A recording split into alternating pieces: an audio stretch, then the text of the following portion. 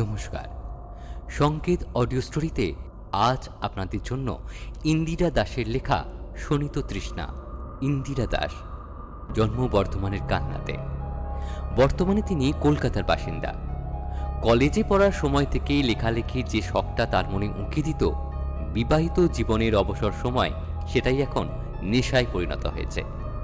মূলত বিভিন্ন Facebook group এবং প্রতিলিপিতে নিয়মিত লিখে থাকেন তিনি।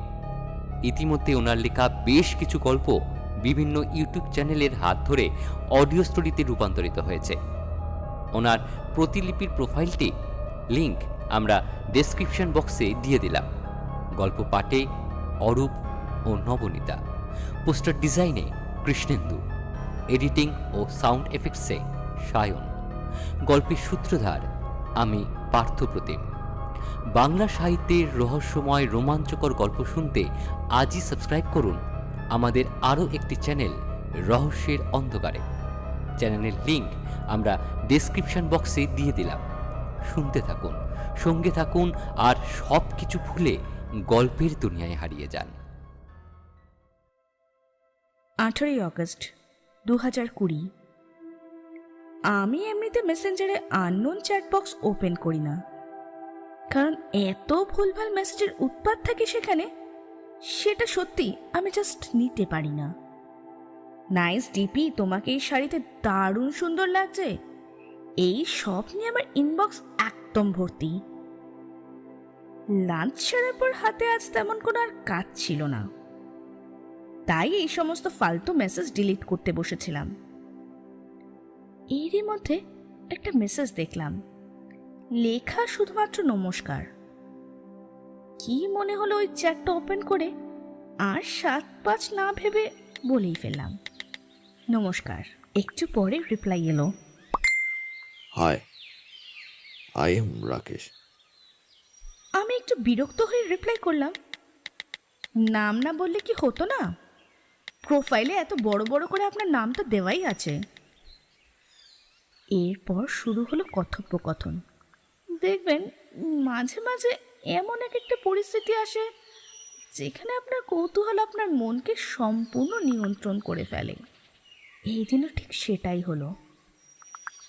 ওই দিক থেকে রিপ্লাই এলো, হ্যাঁ জানি প্রোফাইলের নামটা দেওয়াই আছে, তবুও আমি মনে করি এটা আমার সৌজন্যবোধ। কথাটা শুনে আমার খুব রাগ হলো। কোথাকার কে না কে সে আবার আমাকে নাকি সৌজন্যবোধ শেখাতে এসেছে। যত সব। যাকে তারপর কি মনে হলো আমি একটু তাহলে ভদ্রতা দেখাই, তাই আমিও মেসেজ করলাম, আমি ইন্দিরা। অপর দিক থেকে রিপ্লাই এলো, বাহ, ভারী সুন্দর নাম। এবার তো সত্যি ভীষণ বিরক্ত হলাম। ভর দুপুরবেলা ফাজলামো হচ্ছে। এটা ভাবার মাঝে আবার মেসেজ এলো, আপনি তো নানা রকমের ভূতের গল্প লেখেন। লেখা পড়ে মনে হলো আপনি সত্যি ঘটনার উপর লেখালেখি করেন। তো এক কথায় আপনাকে অনুসন্ধানী বলা যেতেই পারে। আমার কাছে একটা প্লট আছে, আপনি কি সেটা নিয়ে লিখবেন? কোনো কিছু না ভেবে উত্তর দিয়ে ফেললাম, হ্যাঁ নিশ্চয়ই লিখব, বলুন কি প্লট। তারপর আর কোনো রিপ্লাই নেই। বড় অদ্ভুত মানুষ তো, প্লট দেবে বলেই উধাও হয়ে গেল, নাকি জাস্ট কৌতূহল জাগানোর জন্য এইসব বলল। এইসব স্টকারদের একদম ভরসা নেই, প্রোফাইলিংটা খুব ভালোই জানে এরা। এই ঘটনার পর বেশ কয়েক মাস কেটে গেল, কিন্তু রাকেশ রায়কে আমি কখনো আর অনলাইন দেখিনি। যাক, কোথাকার কে, আমি বা কেন মনে রাখতে যাব। তারপর আমার মাথা থেকেও লোকটার কথা পুরোপুরি বেরিয়ে গেল। 18 অগস্ট 2021। হ্যালো, চিনতে পারছেন? আমি আপনাকে একটা প্লটের কথা বলেছিলাম। মেসেঞ্জার জানাচ্ছে আজ ঠিক 1 বছর পরে রাকেশের মেসেজ এলো। দেখে একটু বিরক্ত হলেও মনের মধ্যে একটা কৌতূহল জেগে ওঠে আমার। হ্যাঁ নিশ্চয়ই মনে আছে, আপনি তো আমাকে বলেছিলেন একটা খুব সুন্দর গল্পের প্লট দেবেন। আর তারপর থেকে আপনি তো কর্পূরের মতো একেবারে উবে গেলেন। আমি তো আপনাকে বলিনি যে খুব সুন্দর গল্পের প্লট। আমি তো শুধু বলেছিলাম যে একটা গল্পের প্লট দেব। এবার তো রাগে আমার মাথার মধ্যে আগুন জ্বলে উঠল। কেননা এইরকম অ্যাটিটিউড আমি একদম সহ্য করতে পারি না। সঙ্গে সঙ্গে আবার একটা মেসেজ। রাগ যখন হচ্ছে তখন গালাগালি দিতেই পারেন, আমার দিক থেকে কোনো আপত্তি নেই। খুব অবাক হলাম। ওই অচেনা একটা লোক কি করে বলে দিল যে আমি ঠিক কি ভাবছি। পরক্ষণে আবার নিজের মনকে বোঝালাম অত কিছু জেনে লাভ নেই আমার। যদি কোনো প্লট দেয় তাহলে ওটা নিয়েই আমার কাজ। লিখলাম, না, আমি কাউকে গালাগালি দিই না। যাই হোক, আপনি কি আমাকে প্লটটা দেবেন? এবার শুধু একটা দাঁত বার করা ইমোজি রিপ্লাই এলো। দেখে আবার রাগ হলো, কিন্তু জানি না কেন আমি আর কিছুতেই কিছু বলতে পারলাম না। হয়তো ভদ্রতার খাতিরে রাগটা প্রকাশ করতে পারলাম না। এরপর মাঝে মধ্যেই রাকেশ আমার সাথে কথা বলতে শুরু করলো। আমিও কথা বলতাম। কথা বলে বুঝলাম মানুষটা বড় অদ্ভুত হলেও খুব একটা খারাপ নয়।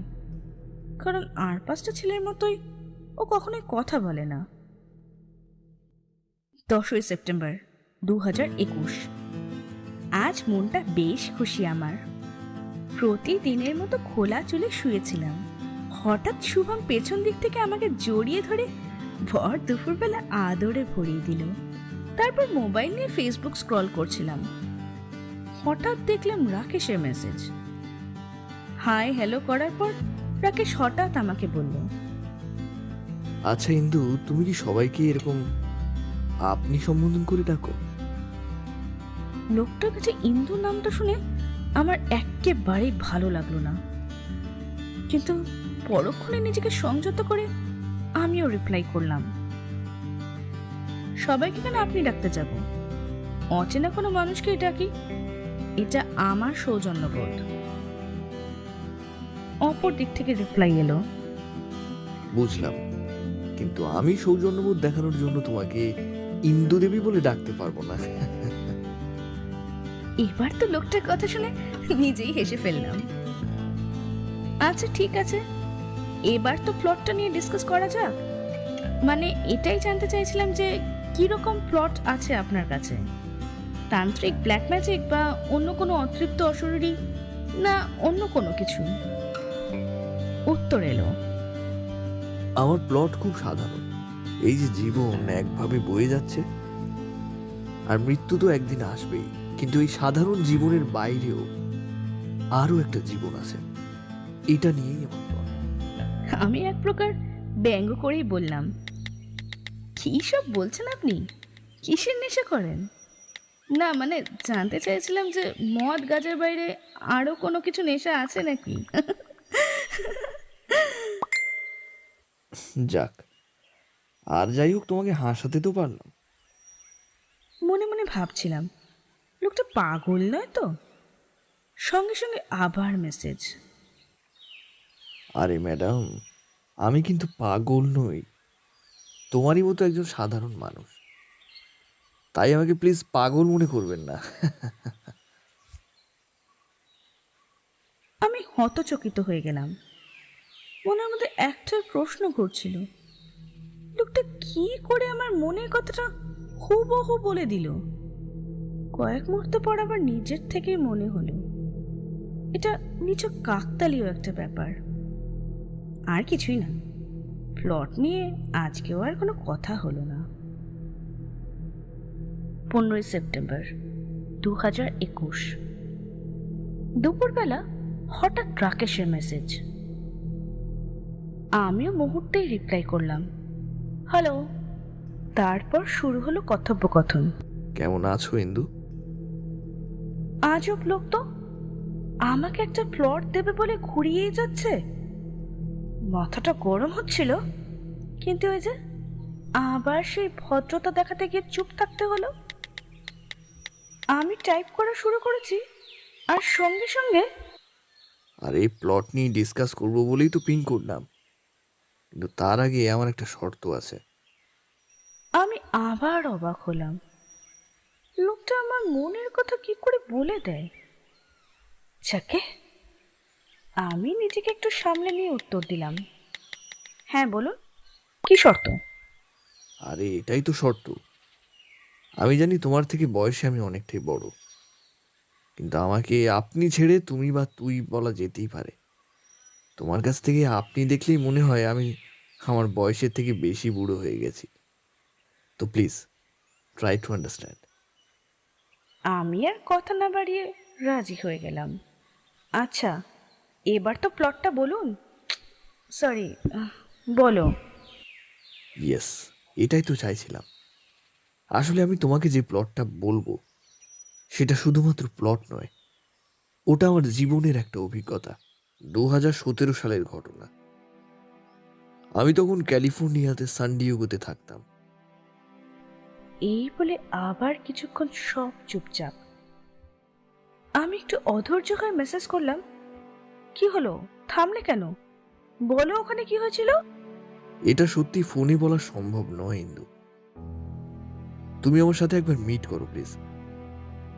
আমি জানি তুমি একজন বিবাহিত নারী, আর একজন অচেনা মানুষের সঙ্গে দেখা করাটা সত্যিই খুব অস্বাভাবিক, কিন্তু আমারও কিছু নিজস্ব নিয়ম কানুন আছে, আর সেটা থেকে আমি বেরোতেও পারবো না। আমি একটু উদ্বিগ্ন হয়ে বললাম, ইম্পসিবল, আমি কিছুতে দেখা করব না। ইনফ্যাক্ট তোমার প্লট আমার চাই না। আরে না না ইন্দু, ভয় পেও না। তুমি তোমার হাজবেন্ডকে সঙ্গে নিয়ে আসতেই পারো। তাছাড়া তুমি তোমার পরিচিত কোনো জায়গা ঠিক করতে পারো যেখানে তুমি কোনোভাবেই আনসেফ ফিল করবে না। আমি কিছু রিপ্লাই করার আগেই শুভমের ডাক পড়ল, তাই শুধু এইটুকুই টাইপ করলাম, আমি এখন যাই, আমার ওনার ডাক পড়েছে, আমাকে যেতেই হবে, তোমার সাথে আবার পরে কথা বলবো। এই বলে আমি মোবাইলটা হাতে নিয়ে চলে গেলাম, কিন্তু মাথার মধ্যে রাকেশের কথাগুলি ঘুরপাক খাচ্ছিল শুধু। মোবাইলটা টেবিলের উপর রেখে শুভমের কাছে গেলাম, আর মোবাইলের স্ক্রিনের ওপর চ্যাট বাবলটা ফুটে উঠল। যে হাতে ডাকা সে হাতেই লেখা। আমি সেই সময় আর কিছু জিজ্ঞাসা করিনি, তবে সত্যি আমি ওই লাইনটার মানে সত্যি কিন্তু কিচ্ছু বুঝতে পারিনি। 23শে সেপ্টেম্বর 2021। আমি কিছুই বুঝতে পারছি না। ওই লোকটার কথা কিছুতেই মাথা থেকে যাচ্ছে না আমার। আমি কিছুতেই ওই লোকটার সাথে দেখা করব না, না কিছুতেই না। কিন্তু কিন্তু আমার মনে হচ্ছে একবার অন্তত দেখা করি। অনেক দ্বন্দ্ব কাটিয়ে আমি সিদ্ধান্ত নিলাম যে রাকেশের সাথে আমি দেখা করব। আজকে শুভমকেও বললাম। আমি জানতাম ও কখনোই বাধা দেবে না। তারপর রাকেশকে মেসেজ করলাম, হ্যালো। জাস্ট কয়েক সেকেন্ডের মধ্যে রিপ্লাই এলো। হ্যালো ইন্দু, এতদিনই সিদ্ধান্ত নিতে পারলে? যেন মনে হলো লোকটা আগে থেকে জানতো যে আমি ওকে মেসেজ করব। আমি সোজাসুজি জিজ্ঞাসা করলাম, এবার বলো কবে মিট করতে চাও? 27শে সেপ্টেম্বর। আসলে ওটা আমার জন্মদিন। আমি এক কথাতেই রাজি হয়ে গেলাম। 27শে সেপ্টেম্বর 2021। প্রথমবার সামনে থেকে রাকেশকে দেখলাম আমি পৌঁছানোর আগে ও ওয়েট করছিল। আমি যেতেই, হাই, আই এম রাকেশ, আর আমি জানি তুমি ইন্দু। আমি হালকা হেসে মাথা নাড়ালাম। প্রথমেই আমাকে যেটা বললো সেটা শুনে আমি সত্যি ভীষণ অবাক হলাম। ইন্দু, তুমি আগে এই জায়গার একটা লোকেশন এবং আমার একটা ফটো নিয়ে তোমার স্বামীকে পাঠিয়ে দাও, তাহলে আর যাই হোক আমার সাথে জড়তা কাটিয়ে কথা বলতে পারবে। আমি নিজেকে স্বাভাবিক রাখার একটা অভিনয় করে জানালাম, না না, আমি একদম ঠিক আছি, নো প্রবলেম। তাছাড়া আমি শুভমকে জানিয়ে এসেছি। Anyways, many many happy Returns of the day, happy birthday. Rakesh এক গাল হেসে আমাকে বলল, থ্যাংক ইউ ইন্দু। এটা আমার জীবনের একটা অন্যতম সেরা জন্মদিন। সত্যি বলতে কি, বলার মতো কোনো কথা এমনিতেই ছিল না, তাই মনে হয়েছিল আমার চুপ থাকাটাই শ্রেয়। কফি শপে বসে কফি কাপে একটা চুমুক দিয়ে আর তোমাকে কোনো অস্বস্তিতে ফেলবো না। এই বলে নিজের অভিজ্ঞতার কথা বলতে শুরু করলো রাকেশ। সেটা ছিল ডিসেম্বর 30, 2017। স্থান ক্যালিফোর্নিয়া, সান ডিয়েগো। অফিস থেকে বেরিয়েছি তখন রাত 2টো। সান ডিয়েগোতে আসা স্টক ভিতরে ভিতরে জ্বর আসে, সারাদিন থাকে আর সন্ধে হলেই ধীরে ধীরে কমে যায়। সারাদিন জ্বর জ্বর ভাবের জন্য গায়ে হুড সমেত সোয়েট শার্ট চাপিয়ে বসি। সন্ধ্যা হলেই একরাশ ঘাম দিয়ে জ্বর ছেড়ে যায়। উফ, কি শান্তি, কি শান্তি। তখন যেন মনে হতো কোথায় শরীর খারাপ, দিব্যি কয়েক মাইল দৌড়ে যেতে পারি। আমার সব কলিগরা হি হি করা কাঁপতে কাঁপতে সিগারেট খাচ্ছে, আর আমি জাস্ট একটা টি শার্ট পরে ফুঁকছি। অনেকে এটা অদ্ভুত চোখে দেখতো, সে যাক। কিন্তু জানো ইন্দু, সকাল হলেই সেই খুসখুসে জ্বর আর সেই সঙ্গে তেষ্টা। দিন দিন একটা জিনিস লক্ষ্য করলাম, যে সূর্যের আলো গায়ে লাগলে গা চুলকোচ্ছে। আগে কিন্তু এটা হতো না। যাই হোক, তোমার কোনোদিন সূর্যের আলো গায়ে লাগলে কোনো সমস্যা হয়? আমি এক মনে ওর কথা শুনছিলাম, হঠাৎ ওর প্রশ্নে আমার যেন ধ্যানভঙ্গ হলো। উত্তর দিলাম, না না, সেভাবে কোনো সমস্যা হয় না আমার। রাকেশ জিজ্ঞাসা করলো, এবার বলো তো কি খাবে? অনেকটা সময় তো হলো। রাকেশ জিজ্ঞাসা করলো। ব্যাগ থেকে মোবাইলটা বের করে দেখলাম, সত্যি তো অনেক দেরি হয়ে গেছে। এবার তো আমাকে ফিরতে হবে, কিন্তু ওর গল্পটা তো সবটা শোনাই হলো না। তাই আমি ওকে বললাম, তাহলে বাকিটাকে ফোনে বলবে? রাকেশ একটা দীর্ঘশ্বাস ফেলে উত্তর দিল, না গোবিন্দু, আবার কখনো তোমার সময় হলে তোমার মুখোমুখি বসেই বলবো। আমি আর কোনো কথা না বলে ওর অনুমতি নিয়ে কফি শপ থেকে বেরিয়ে এলাম। তারপর বেশ কয়েকবার রাকেশের সাথে আমার কথা হয়েছে, কিন্তু ওর থেকে পুরো গল্পটা শোনার জন্য আমার মন ছটফট করছিল। এবার আমি নিজে মিট করার জন্য ওকে ডেট দিলাম, 28 অক্টোবর 2021। আজ আবার রাকেশের সাথে দেখা করে বাড়ি ফিরলাম, কিন্তু শরীরটা একদম ভালো নেই আমার। ফেরার সময় বৃষ্টিতে ভিজে গিয়েছে একদম, আর সেখান থেকে জ্বর। কিন্তু কিন্তু বড় আশ্চর্য ব্যাপার হলো, আজও আমার পুরো গল্পটা শোনা হয়নি। আমি কফি হাউসে ঢুকতে দেখলাম আগের দিনের মতো রাকেশ আমার জন্য অপেক্ষা করছে। নিজেদের মধ্যে হাই হ্যালো শেষ করার পর ও আবার নিজের গল্পে ফিরে গেল। তারপর ডাক্তারের কাছে যেতেই বলল ইউভি রে নাকি আমার শরীরে নিতে পারছে না। সানস্ক্রিন দিল, ওটা মাখতেই দেখলাম জ্বালা কমেছে। আমি ধীরে ধীরে রাতে অফিসে আসতে শুরু করলাম। দিনটা কাটতো ঘরের জানলার পুরো পর্দা টেনে অন্ধকার ঘরে, যেমন এখনো থাকি। 1 সপ্তাহ কাটলো। এক সোমবার সকালে বাড়ি ফিরে ভীষণ তেষ্টা লাগলো। 1 বোতল জল শেষ করে গা এলিয়ে দিলাম। কি আশ্চর্য জানো, কিন্তু আধ ঘন্টার মধ্যে গলা শুকিয়ে কাঠ, জ্বরও আসছে। তাই আর একটু জল খেয়ে শুলাম। সন্ধ্যাবেলা উঠে দেখলাম যে সেরকম আর কোনো অসুবিধা নেই। রাতে কাজ করি বলে স্প্ল্যানেড এভিনিউ এর সাবওয়ে সারা রাত খোলা থাকে সেটা জানতাম। মাঝে মাঝে ওখানে হানা দিয়ে চিকেন স্যান্ডউইচ খেতাম। আর ফেরার পথে প্রায় চোখে পড়তো সান ডিয়েগো সিমেটারি। কিসব ভেবে সাহস করে একদিন ঢুকেই পড়লাম সেখানে। প্রথম দিন এমনি ঘুরে ঘুরে দেখলাম সরাসরি কবর। যেন মজার জিনিস দারুণ লাগছিল ঘুরতে। একটা অদ্ভুত নৈশব্দ আমাকে বাকি দুনিয়া থেকে আলাদা করে তার জঠরে নিয়ে যাচ্ছে যেন।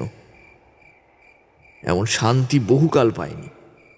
মনে হচ্ছিল যে এ যেন আমারই জায়গা, এখানেই থেকে গেলে মন্দ হয় না। এসব ভাবছি আর স্যান্ডউইচে কামড় দিতে দিতে চাঁদের আলোয় ঘাস দেখছি। যাই হোক, একটু পর স্যান্ডউইচ শেষ করে একটা সিগারেট খেতে খেতে প্রত্যেক কবরের সামনে দিয়ে হাঁটতে লাগলাম। মোবাইলে ফ্ল্যাশের আলোয় কবরে শুয়ে থাকা লোকজনের নাম এবং তাদের প্রিয়জনের রেখে যাওয়া ফুল, গ্লাস, শিশু কবরের তার প্রিয় খেলনা ইত্যাদি। জানো হিন্দু, মনে হচ্ছিল যে এরা যেন আমার কত পরিচিত।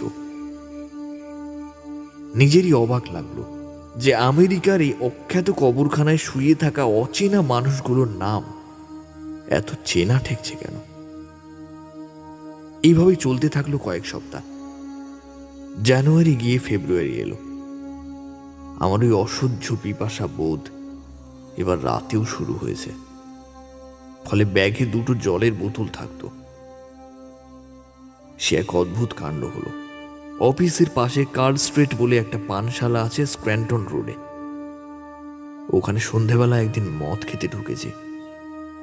একটা ডার্ক এল বিয়ার অর্ডার করে আয়েশ করে একটা সিগারেট ধরিয়ে দেখি পাশে ওয়েটার একটা লাল ওয়াইনের বোতল নিয়ে যাচ্ছে। লাল ওয়াইন, ঠিক যেন বোতলে ভরার রক্ত। ব্যাস, এই চিন্তা মাথায় যেন একটা লু বইয়ে দিল। হাতের সামনে বিয়ারের মগ অসহ্য লাগছে। শেষ চুমুক দিয়ে বাকিটার খেতে পারলাম না। আমাকে ওই ওয়াইন খেতেই হবে, নইলে হবে না। সাদা না, আমার রেড ওয়াইন চাই। হ্যাঁ, রং হবে ঠিক রক্তের মতো। আমি একটা বোতল অর্ডার দিলাম, আমেরিকার ওয়ারেঞ্জ কাউন্টির লোকাল ওয়াইন। আহ, কি বলবো হিন্দু তোমাকে, এক চুমুকে গ্লাস শেষ করে মনে হলো যেন অমৃত পান করলাম। মনে হলো আরো চাই। আমি আবার এক গ্লাস ঢাললাম, সরাসরি বোতল থেকে ঢক ঢক করে খেয়ে নিলাম সবটা। আমার ঠোঁটের দুকশ দিয়ে রেড ওয়াইন। আমার জামা ভিজিয়েছে, সাদা জামায় লাল ছোপ। আমার টেবিলের কোনাকুনি বসা একটি স্বর্ণকেশী আমেরিকান মহিলা আমার দিকে অবাক হয়ে চেয়ে আছে। আমি এক দৃষ্টিতে তার দিকে কিছুক্ষণ চেয়ে বেরিয়ে গেলাম। এবার আসি আসল ঘটনায়। দিনটা ফেব্রুয়ারি 14 তারিখ, মঙ্গলবারের রাত। যদ্দূর মনে হয় 2:30 বা 2:45 বাজবে। আমি সেদিন সাবওয়ে থেকে টুনা স্যান্ডউইচ আর জেনেসি এভিনিউ এর মল থেকে একটা ওয়াইনের বোতল কিনে রেখেছিলাম। জল খেয়ে যে তেষ্টা মিটত না, সেটা সামাল দিত ওয়াইন। আর নেশার কথা বলছো? না, সেটা হতো না। যেমন স্বাভাবিকভাবে জল খেলে এত শান্তি পাওয়া যায়, তেমনি ওয়াইন খেলেও সেই শান্তি পেতাম। যাই হোক, গাড়ি সেমিটারির বাইরে রেখে চুপচাপ হাঁটছি আর স্যান্ডউইচ খাচ্ছি। কাঁধের ব্যাগের ওয়াইনের বোতল আর খোলার জন্য কার্কস্ক্রু। পকেটে আমার ফেভারিট ক্যামেল সিগারেট। ভালোই কাটবে রাতটা। গন্ডগোলটা হলো যখন ওয়াইনটা ঢকঢক করে প্রায় হাফ বোতলের বেশি খেয়ে ফেললাম। একটু পরেই বুঝলাম যে আমার মাথা ঝিমঝিম করছে, শরীরের ব্যালেন্স ঠিক নেই। সামনে একটা কবরের বেদিতে বসলাম। মোবাইলের লাইটে দেখলাম নাম লেখা মার্থা কোরিয়েট, জন্ম 1884 আর মৃত্যু 1944। মার্থার কবরে বসে যেন আরো একটু ঢুলতে লাগলাম। এটা তো স্বাভাবিক না, কারণ সেই কার্ক স্ট্রিটের প্রথম ওয়াইন খাওয়ার পর আমি অন্য মদ ছুঁই না, কেবল ওয়াইন খাই। সেটাও জলপান করার মতো করি। তবে আজ কি হলো? মার্থার কবরের বেদির উপর শুয়েই পড়লাম। আধ বোঝা চোখে দেখছি চাঁদ মেঘে ঢাকলো। ঠান্ডা হাওয়া যেন আমার চারিদিকে ইচ্ছে করে খেলা করছে। অন্ধকার বেড়েছে ক্রমাগত। সেই অর্ধেক ঘুম অর্ধেক জেগে থাকার মধ্যেই দেখছি অন্ধকার যেন তরলভাবে আমার চারিদিকে এসে ছড়িয়েছে। অন্ধকার আমাকে দেখছে অবাক হয়ে, যেন আমি অপরাধ করে ফেলেছি জীবদ্দশায় এই কবরখানায় ঢুকে, তাও রাতের বেলায়। যে কবরখানা সান ডিয়েগো সেমেটারি আমাকে এতদিন আনন্দ শান্তি দিয়ে এসেছে, সেই কবরখানা আজ আমাকে মেরে ফেলে তাদের দলে নেওয়ার জন্য প্রস্তুত হচ্ছে। ঠান্ডা ক্রমশ বাড়ছে, চাঁদ নেই, আলো হেরে গেছে এখন সময় আধার এবং আধারের বাসিন্দাদের। হ্যালো। এক ফিসফিসের ডাক শুনে সম্বিত ফিরল। স্পষ্ট দেখলাম সামনে অন্ধকারে যেন কয়েকজন মানুষের আধার ধরে এসে দাঁড়িয়েছে। তাদের আর কিছু বোঝা যাচ্ছে না, কেবল মানুষের মতো আকার ছাড়া, যাকে আমরা বলি সিলহুয়েট। আবারও ডাক এলো, হ্যালো কেভিন। আমি ধর্মড়িয়ে উঠে বসলাম। অন্ধকারে চোখ সয়ে এসেছে কিছুটা। কি দেখলাম জানো ইন্দু? কতগুলো বহুকালের মৃত পচা শুকনো মৃতদেহ আমার দিকে চেয়ে দাঁড়িয়ে। কারুর চোখের জায়গায় গর্ত, কারুর এক চোখ গলা, অন্যটা সাদাটে, কারুর চোয়ালের মাংস ঝুলে যাচ্ছে, কারুর হাত নেই। এমন সময় একজন বৃদ্ধ শুকিয়ে যাওয়া মৃতদেহ আবার ডাকলো, howdy Kevin my man, it's been long, how are you? আমি পাথরের মতো বসে আছি।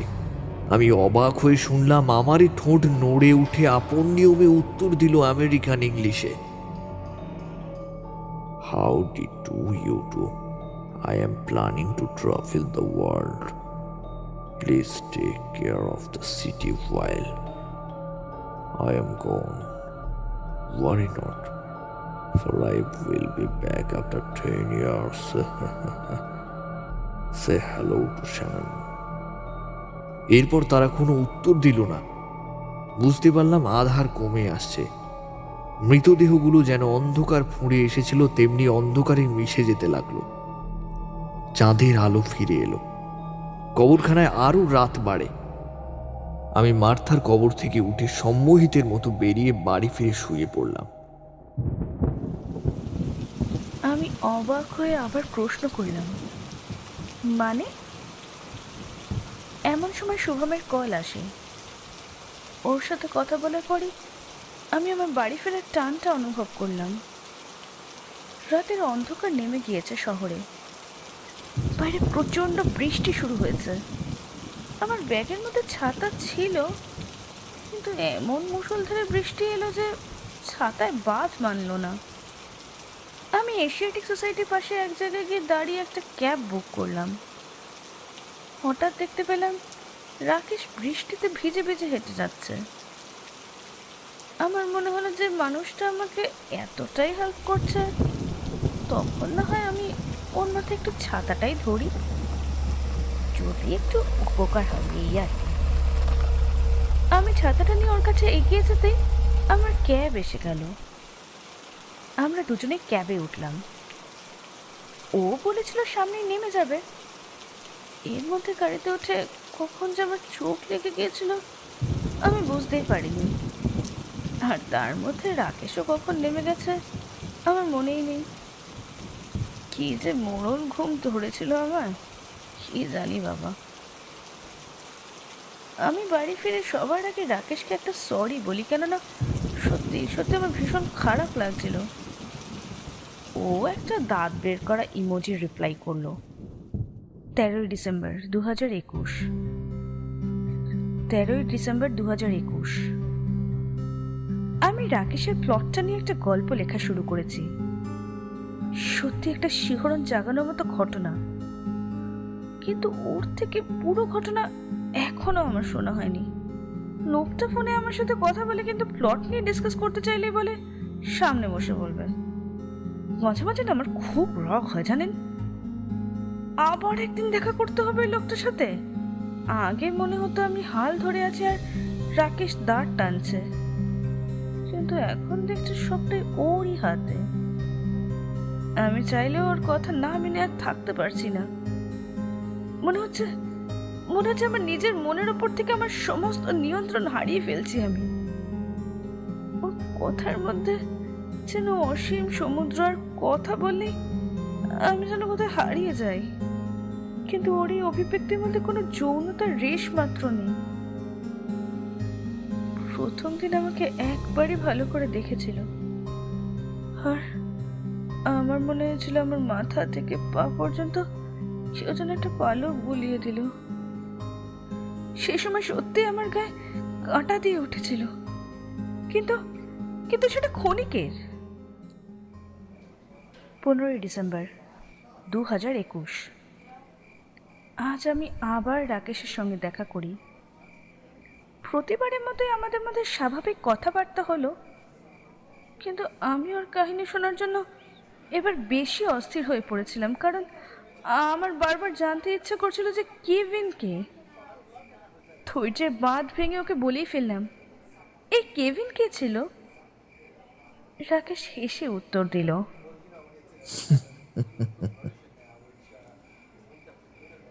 এত অস্থির হলে হবে ইন্দু? বলার জন্যই তো এসেছি। এটা শোনার পর আমার অস্থিরতা আরো এক ধাপ বেড়ে গেল। আমি আবার অনুরোধ করলাম। তারপর কফি কাপে চুমুক দিয়ে রাকেশ আবার বলতে শুরু করলো, কেভিন ম্যাগনিটি টেক্সাস শহরের শেরিফ ছিলেন তিনি।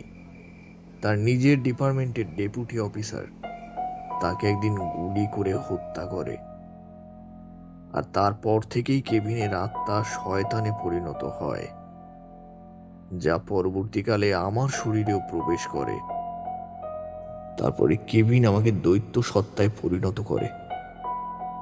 ওই জন্যই আমার জ্বর আসতো। রেড ওয়াইনের প্রতি এত টান, মানে যেন রক্ত। সে এক সীমাহীন পিপাসা। When he come, I feel extremely thirsty. আমি আশ্চর্য হয়ে জিজ্ঞাসা করলাম, কেভিনের আত্মা তোমার থেকে কি চায়? রাকেশ এক নিঃশ্বাসে উত্তর দিল, ফ্রেশ ব্লাড অ্যান্ড ফ্রেশ মাংস। তার বিনিময়ে সে আমার ক্যান্সার বাড়তে দেয় না। সে আমাকে বাঁচিয়ে রেখেছে, আর আমি ওকে বাঁচিয়ে রেখেছি উপজীবী হয়ে। We are together. অতিরিক্ত স্মোক করার জন্য আমার ফুসফুসে কয়েকটা স্পট ধরা পড়েছিল 2014 সালে। তারপর সেটা 2017 সাল পর্যন্ত ব্যাপকভাবে বাড়তে থাকে।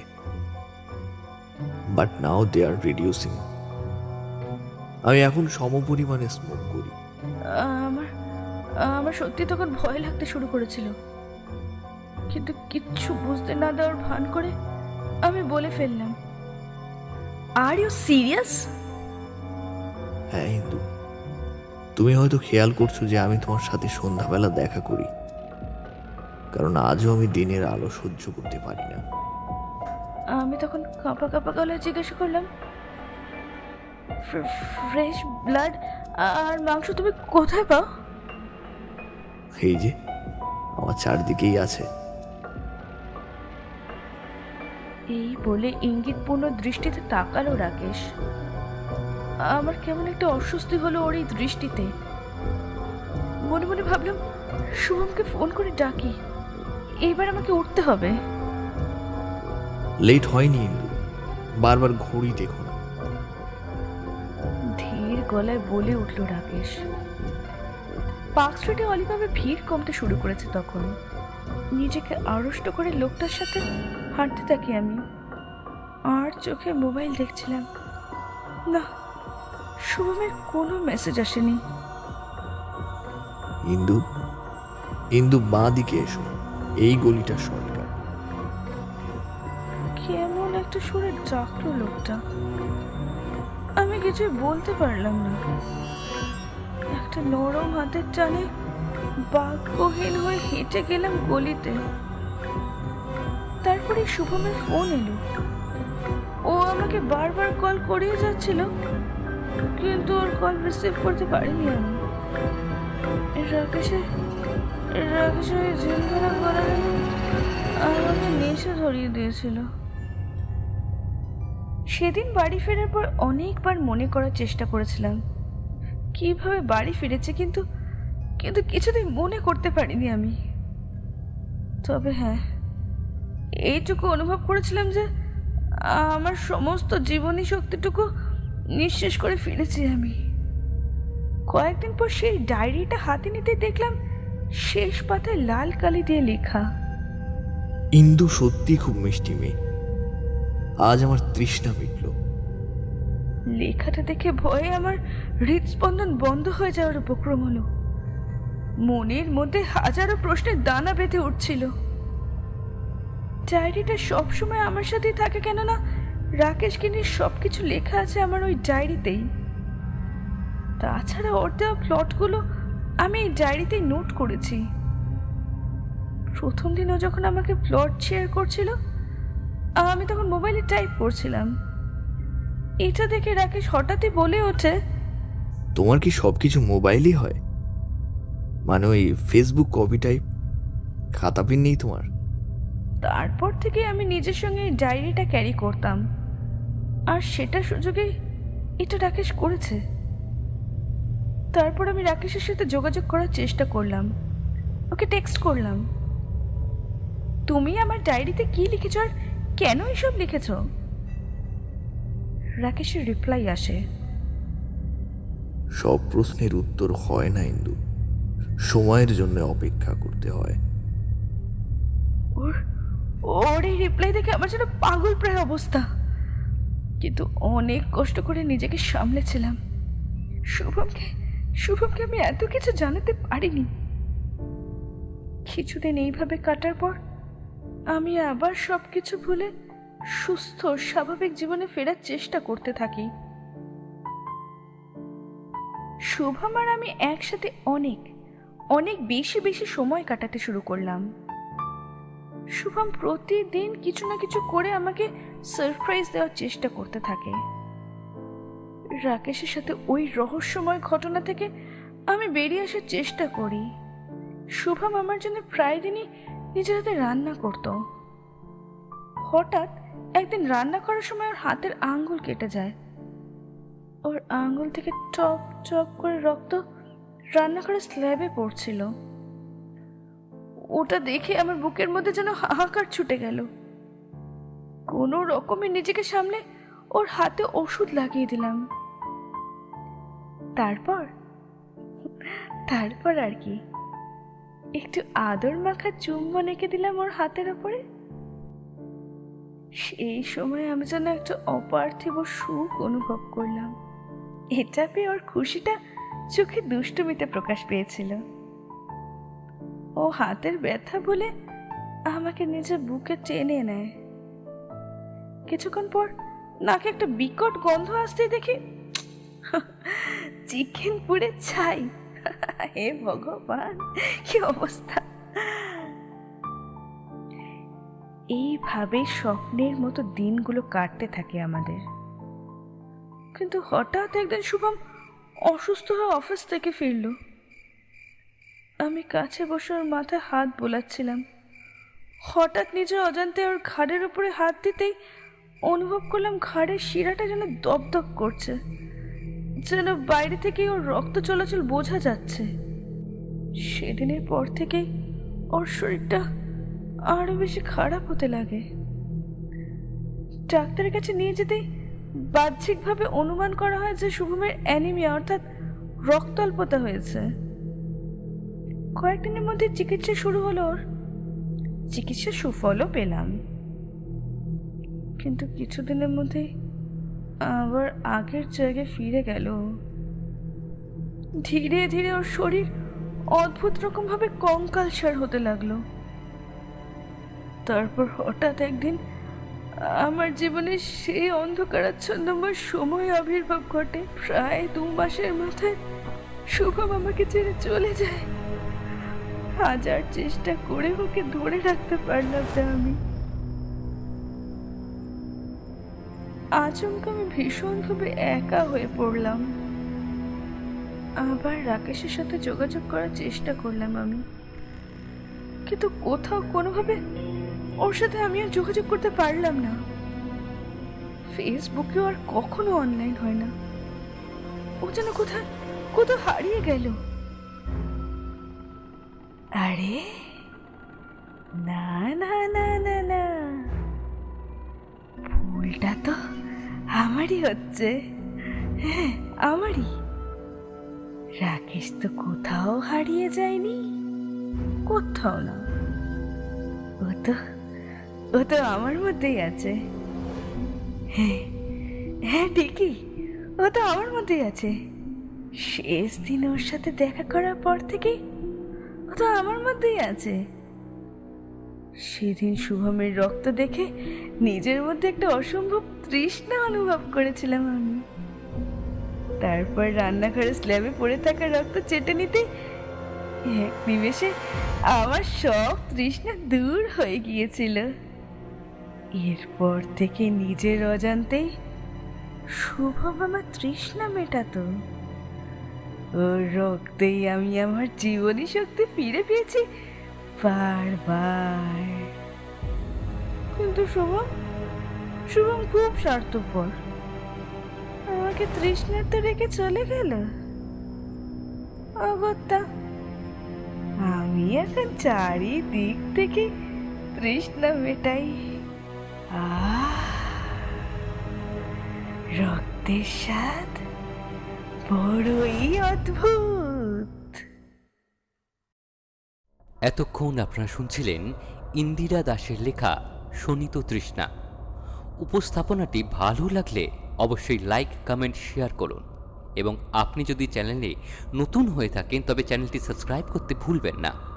এছাড়াও বাংলা সাহিত্যের বিভিন্ন স্বাদের গল্প শুনতে অবশ্যই সাবস্ক্রাইব করুন আমাদের আরও একটি চ্যানেল রহস্যের অন্ধকারে।